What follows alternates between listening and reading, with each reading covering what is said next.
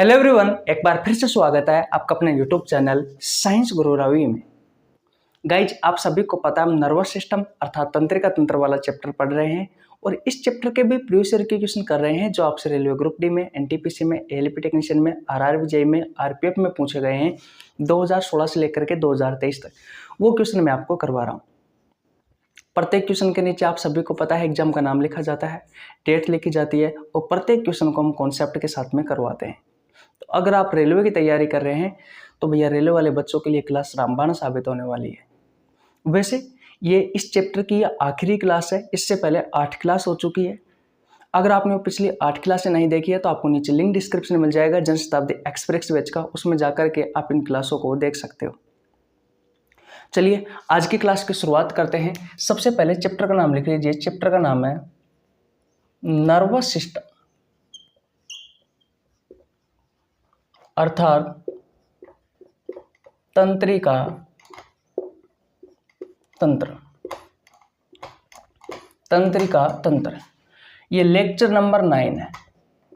8 classes की complete हो चुकी है और आज की इस क्लास में मैं आपको 2-3 क्वेश्चन करवाने वाला हूं, लेकिन काफ़ी अच्छे क्वेश्चन हैं।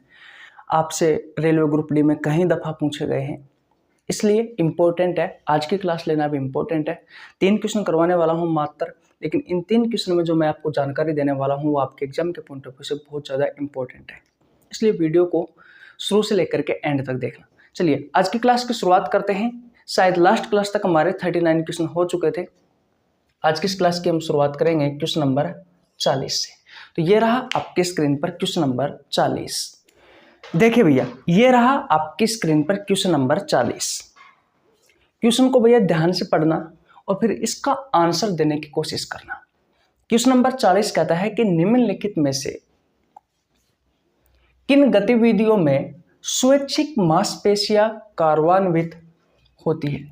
आपके ये कुछ पॉइंट दिए हुए हैं। ए है मेंढक का कूदना, बी है पेट में भोजन की गति, सी है हृदय की धड़कन, डी है हाथ से लिखना।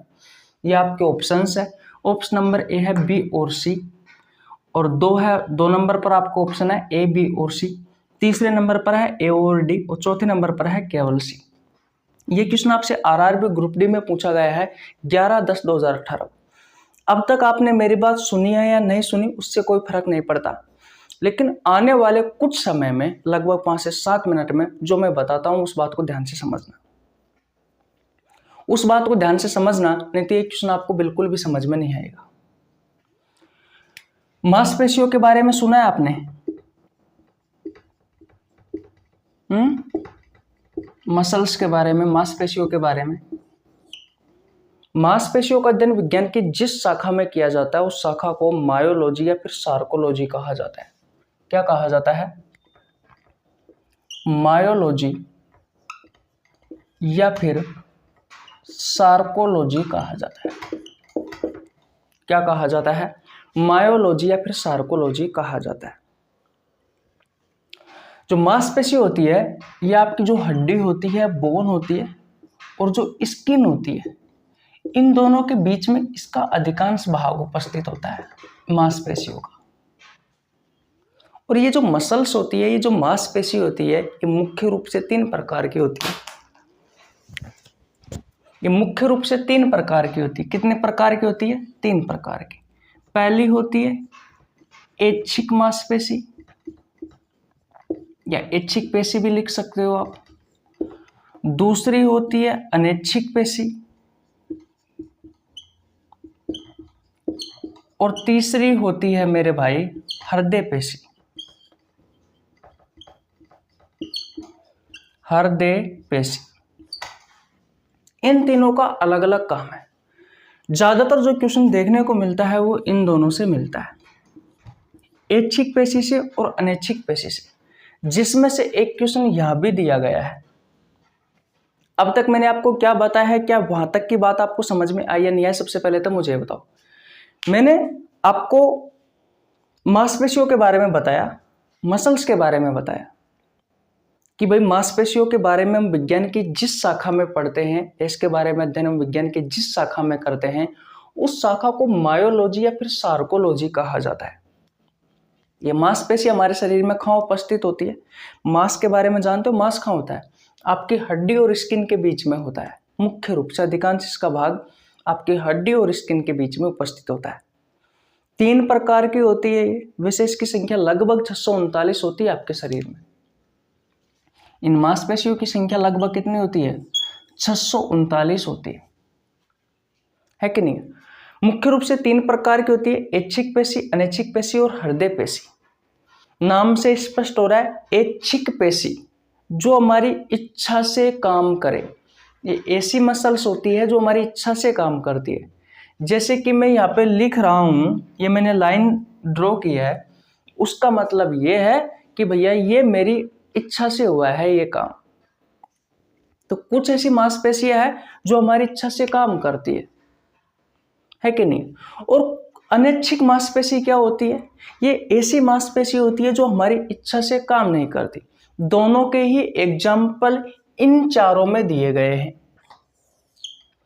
अब मैं आपसे पूछता हूं कि मेंढक का कूदना, अब भैया मेंढक थोड़ी ना कूदेगी, लेकिन मेंढक की तरह हम भी कूदते हैं। जैसे कि बैठे बैठे आप एक जगह से दूसरी जगह पर जंप मारते हो, वो होता है मेंढक का कूदना। तो जो मेंढक का कूदना है, क्या ये आपकी इच्छा से हो रहा है या फिर बिना इच्छा से हो रहा है? अगर ये आपकी इच्छा से हो रहा है तो ये ऐच्छिक पेशी का उदाहरण है। अगर ये आपकी बिना इच्छा से हो रहा है तो ये अनैच्छिक पेशी का उदाहरण है। तो मेंढक की जो कूद है वो हमारी इच्छा से ही तो होता है। भाई मेंढक की तरह जब हम कूदते हैं तो हमारी इच्छा से ही तो कूदते हैं।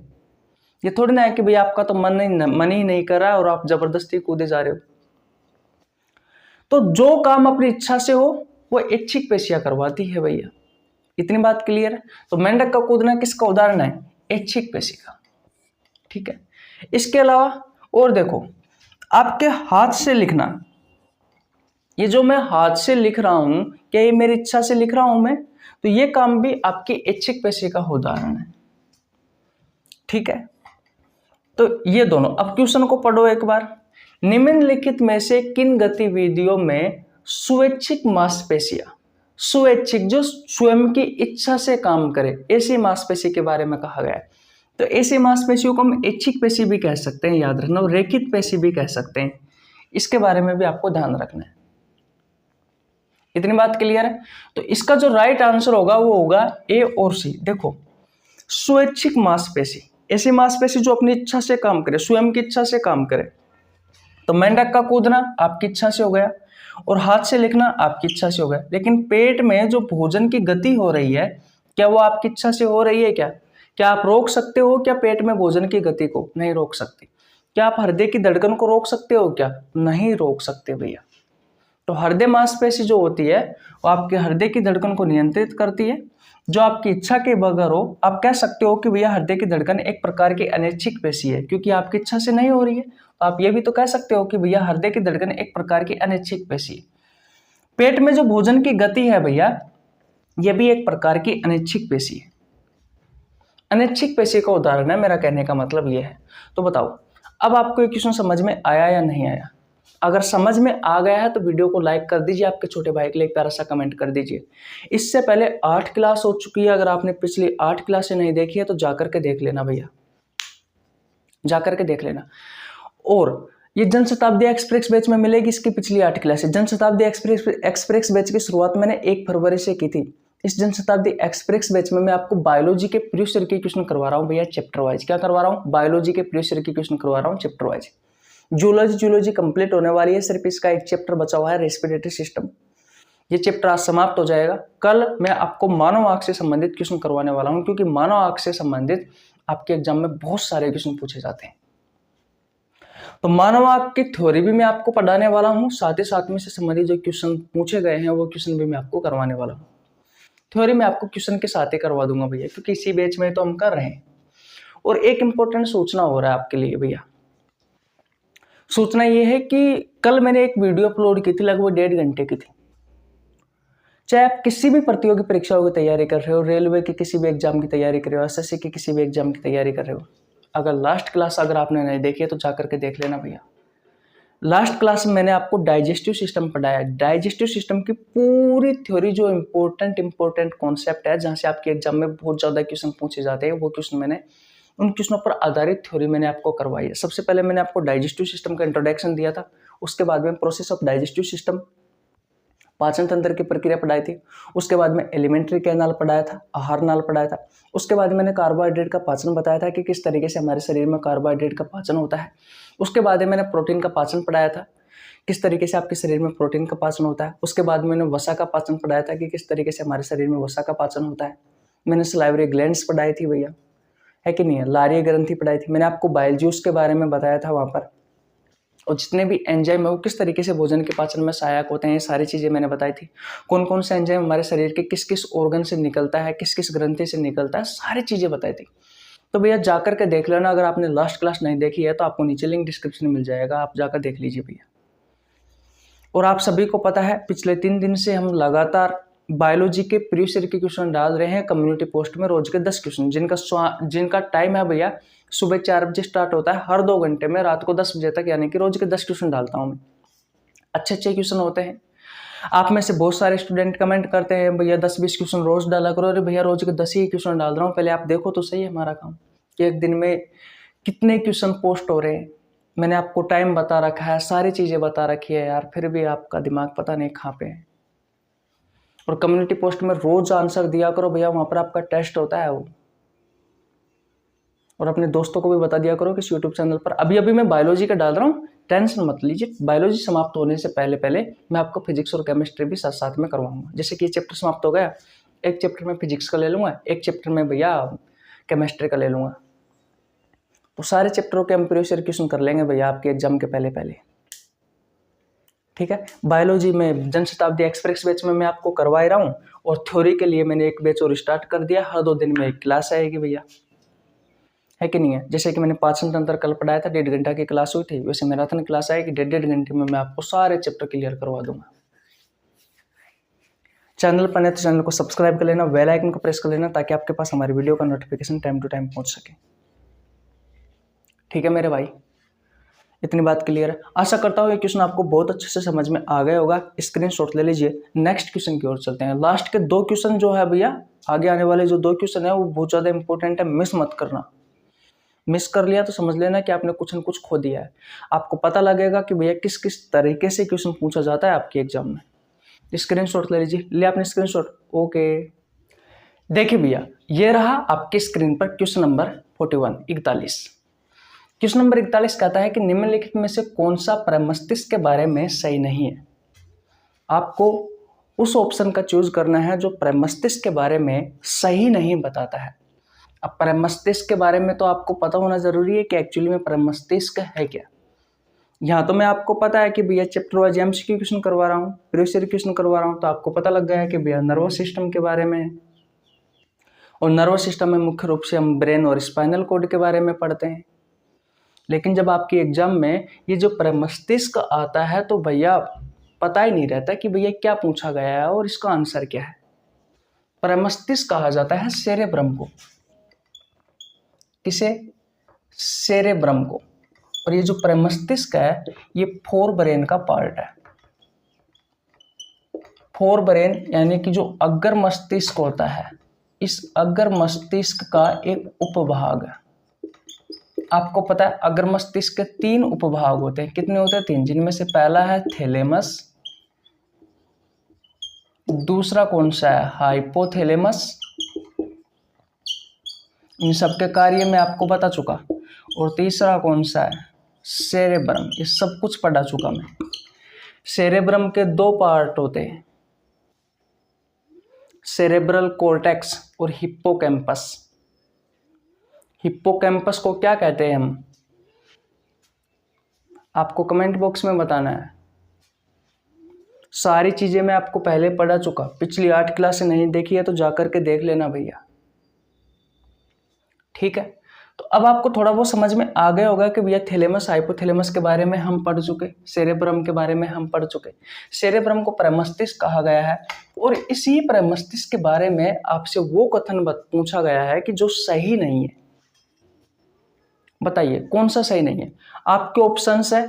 ऑप्शन नंबर ए कि इसमें 2 भाग होते हैं जिन्हें प्रमस्तिष्क गोलार्ध कहा जाता है, ऑप्शन नंबर बी कहता है कि ये मस्तिष्क का सबसे बड़ा भाग लगभग 80% होता है। ऑप्शन नंबर सी है कि ये मस्तिष्क का अग्र, ये गलत तो नहीं लिख दिया मैंने, अग्र शीर्ष वह पार्श्व भाग बनाता है। और ऑप्शन नंबर डी है कि प्रमस्तिष्क जो होता है वो मांसपेशियों की गतिविधियों को समन्वयन करता है। बताइए क्या होगा इस क्वेश्चन का राइट आंसर। ये क्वेश्चन देखो आरआरबी ग्रुप डी में 11/10/2018 को 2 बार पूछा गया है, एक ही दिन, शिफ्ट फर्स्ट में भी और शिफ्ट सेकंड में भी, और एक दिन पहले 10/10/2018 को भी पूछा गया है भैया ये क्वेश्चन आपसे सब शिफ्ट थर्ड में। तो इम्पोर्टेंट है या नहीं है ये क्वेश्चन भैया? इम्पोर्टेंट है मेरे भाई। बताइए इस क्वेश्चन का राइट आंसर क्या होगा, जल्दी जल्दी बताओ इस क्वेश्चन का राइट आंसर क्या होगा। इस क्वेश्चन का राइट आंसर होगा भैया ऑप्शन नंबर डी। कैसे? आप सभी को पता है प्रमस्तिष्क के 2 भाग होते हैं और उन 2 भागों को क्या कहा जाता है? प्रमस्तिष्क गोलार्ध कहा जाता है। ये मस्तिष्क का सबसे बड़ा भाग है। जब मैंने शुरुआत में आपको बताया था इसकी पहली या दूसरी क्लास में कि आपका जो मस्तिष्क होता है, आपका जो ब्रेन होता है, उसके 3 भाग होते हैं, एक आगे वाला, एक बीच वाला, एक पीछे वाला। आगे वाले भाग को अग्र मस्तिष्क या फोर ब्रेन कहते हैं, बीच वाले भाग को मिड ब्रेन या मध्य मस्तिष्क कहते हैं, पीछे वाले भाग को पश्च मस्तिष्क या हिंड ब्रेन कहते हैं। आगे वाला जो भाग है इसे हम अग्र मस्तिष्क या फोर ब्रेन कहते हैं। इसके 3 उपभाग होते हैं, थैलेमस, हाइपोथैलेमस और सेरेब्रम से प्रमस्तिष्क कहा जाता है। बीच वाला भाग का कोई भी उपभाग नहीं होता है। और जो पीछे वाला भाग है इसे हम हिंड ब्रेन या पश्च मस्तिष्क कहते हैं। इसके भी 3 भाग होते हैं, पोन्स वेरोलाई, मेडुला ओब्लांगाटा, सेरेबेलम से अनुमस्तिष्क कहते हैं। मैंने आपको बताया था कि जो फोर ब्रेन है, जो अग्र मस्तिष्क है, ये आपके ब्रेन का सबसे बड़ा भाग होता है कि नहीं? सबसे छोटा भाग होता है आपका मिड ब्रेन यानी कि मध्य मस्तिष्क। उसमें भी मैंने आपको बताया था कि सबसे बड़ा उपभाग कौन सा है, तो सबसे बड़ा उपभाग सेरेब्रम प्रमस्तिष्क को बताया था। और सबसे छोटा जो भाग है वो मैंने आपको सेरेबेलम यानी कि अनुमस्तिष्क के बारे में बताया था।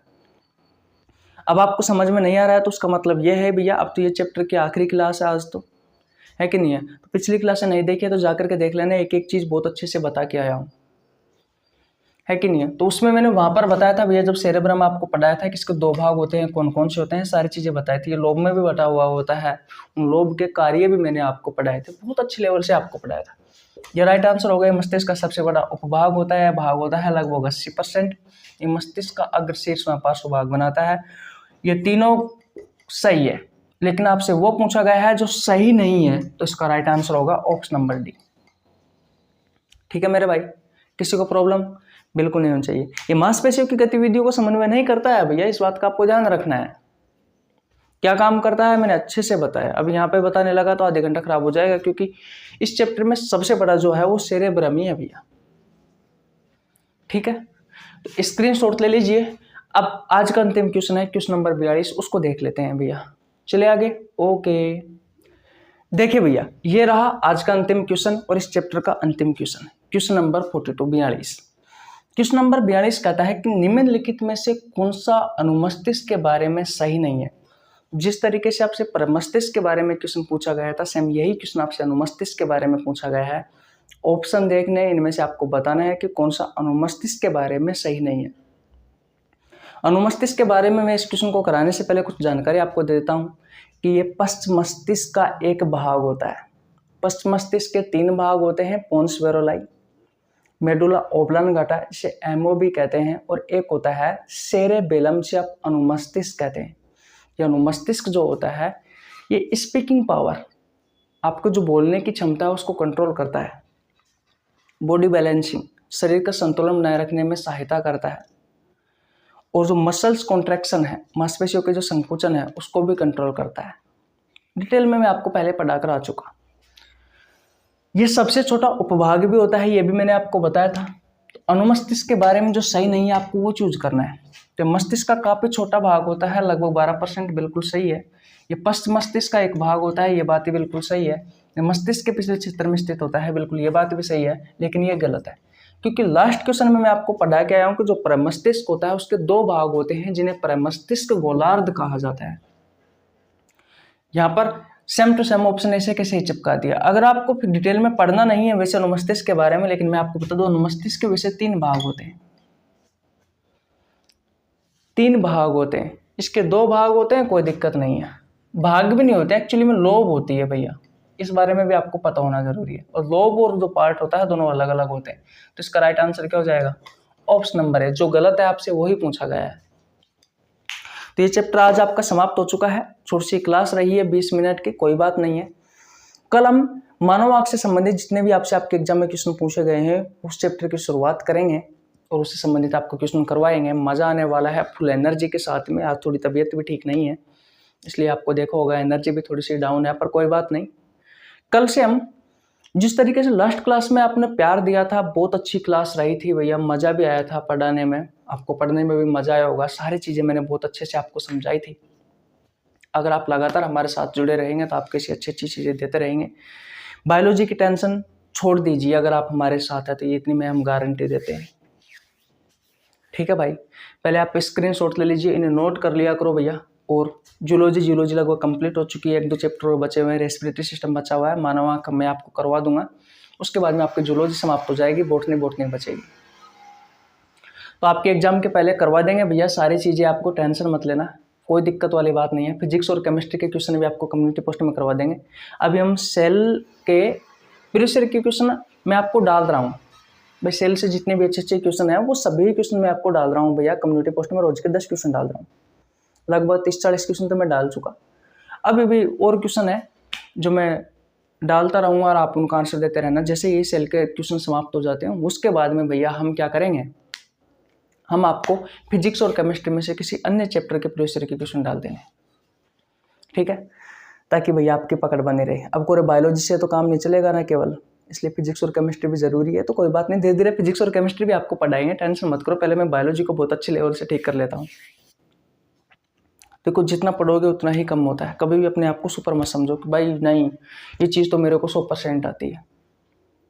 मैं हर रोज पढ़ता हूँ भैया। मैं एक बात बताऊँ, मेरा नीट से कोई ताल्लुक नहीं है, फिर भी मैं नीट की क्लास लेता हूँ ताकि आपको बेहतर दे सकूँ। ठीक है, इसलिए बस जुड़े रहिए, विश्वास रखिए, सिलेक्शन आपका पक्का है। ठीक है भाई, स्क्रीनशॉट ले लिए। चैनल पर आए तो चैनल को सब्सक्राइब कर लेना, बेल आइकन को प्रेस कर लेना ताकि आपके पास हमारी वीडियो का नोटिफिकेशन टाइम टू टाइम पहुंच सके। मिलते हैं गाइस नेक्स्ट वीडियो में, तब तक के लिए जय हिंद, जय भारत, राम राम। और हाँ ध्यान रखना, कल ह्यूमन आई मानव आँख से संबंधित क्वेश्चन करने वाले हैं। Bye bye.